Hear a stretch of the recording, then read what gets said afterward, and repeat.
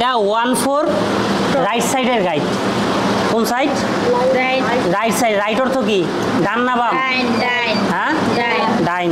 আর left side বাম।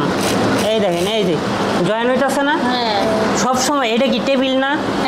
আর এটা machine bed, মেশিনের বডি। এটা এইখানে সব সময় ছোট কাপড় থাকে না? ডাইন সাইডে বাম সাইডে কি থাকে? বড় কাপড় থাকে।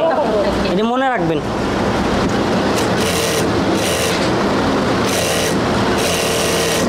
দেখছেন খুব সহজে হয়ে যাইতেছে না?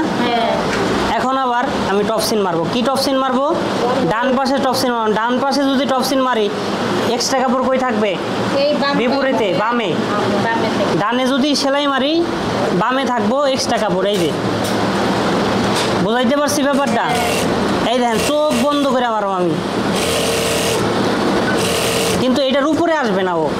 কিন্তু পাতলা কাপড়ে আবার আসতে পারে। পাতলা কাপড়ে আসলে ওইভাবে আমার ধরে রাখতে হইব। এটা তো এমন না যে দিল আমার হয়ে গেল গা, কারণ এর লেগে তো আমার বেতন দিতেছে। এই যে কিন্তু আমার আবার যদি এইভাবে মানে একটা খালি কাপড়ে একটা টপসিন মারতে দেন, এটা আমি পারব না এত তাড়াতাড়ি, এত অ্যাকুরেট হইব না। এই দেখেন এই সাইডেও সেলাই পরে গেছে, সুন্দর হয়েছে না? ঠিক আছে, সেলাইটা এইভাবে সেভ কর।